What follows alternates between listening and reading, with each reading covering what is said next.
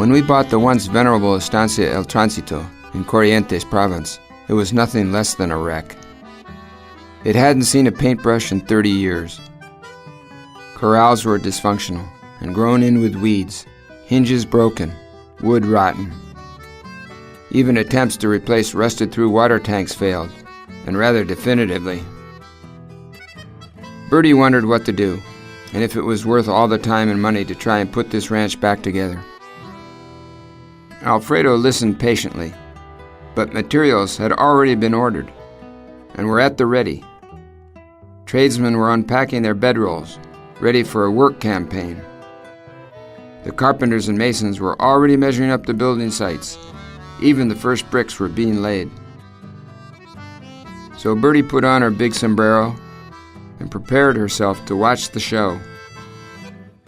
Then there were 4 other gaucho stations on this nearly 50,000-acre ranch, all in a mess, or not yet built. Not to mention those terrible weed trees, eucalyptuses, that not just grow like weeds, but look like weeds too. Big and ugly, so down they came.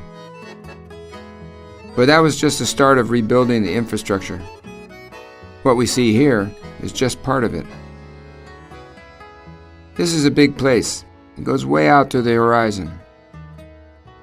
And then too, we couldn't have our cows making a mess of the wetlands. This was a beautiful campo, and it asked for a good owner and a good manager. There were at least 100 kilometers of fences that needed to be put in.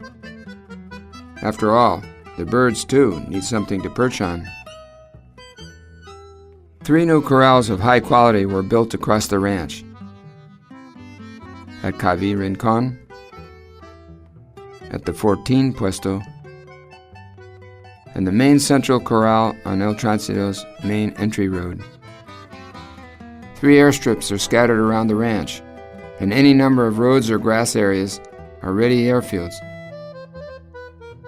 Meanwhile, back at headquarters, the buildings are going up. At 14, this matera morphed into this.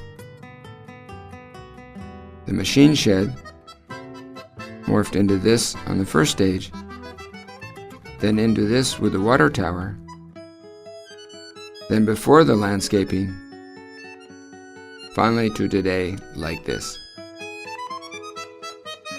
The Casa Chorizo also had an amazing facelift, evolving as we built into this. And now at last, as we see here. And we did not forget the interiors. The main house required the best out of Pipi Huguet and his masons, carpenters, finishers, and painters. And slowly but surely, they worked with care and dedication. They laid the final brick and painted the final wall. And a masterpiece it was, both outside and inside, with the craft and genius of Diego Padilla and Pablo Murillo and their talented cabinet makers. A work of art, as we have become spoiled to expect from them. Then other puestos, houses for our gauchos, laundry facilities, a small hangar, additional sheds, all were underway in a flurry of construction activity. Then there was the main quincho at the ranch headquarters. And what is more important in Argentina than a good atmosphere for the traditional barbecue? And then, of course, the flowers. And they can get wild in our subtropical climate.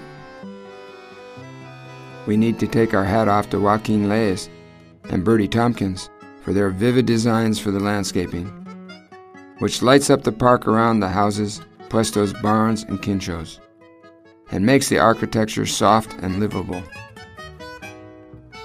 One must never forget the noble team of landscapers working with Joaquin who have done amazing work.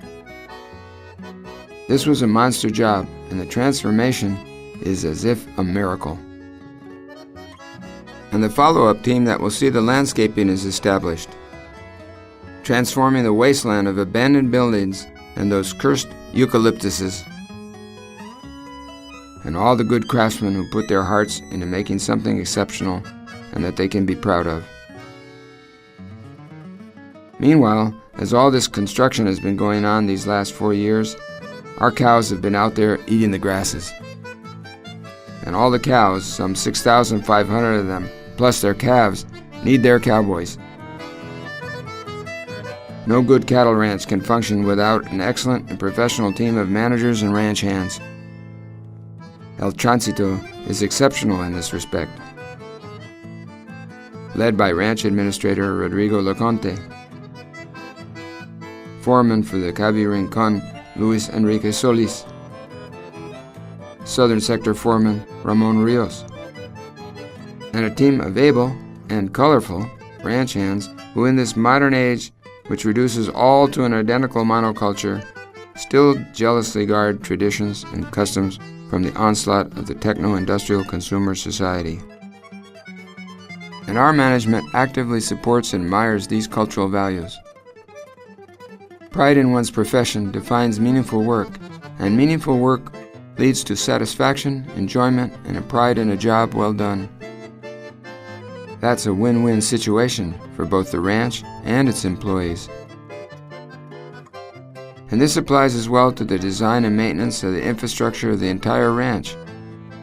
Our architects Eloisa Malvido and Victoria Solari have fun joking with Rodrigo as they work on getting the buildings designed, built, and decorated.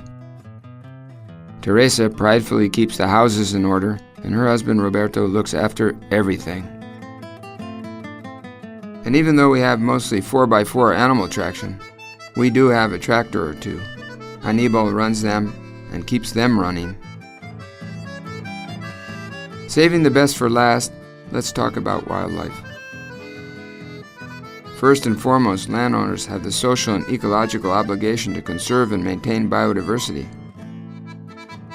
To this end, we take our duties seriously. On our farms and ranches, we manage with wildlife's welfare in mind.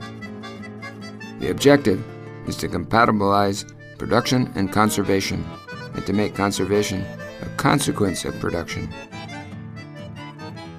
which means good organic management and an awareness that we must make decisions with biodiversity values and maintain the ecological integrity of the ecosystem in which we are located, and to be sure that these parents have a sustainable world for their children. For as farmers and ranchers, we have been trusted with the habitats and homes of other creatures we must share the planet with. Who else, after all, would take care of their world? Estancia El Tránsito, not just a beautiful place for people, but good for livestock and good for nature.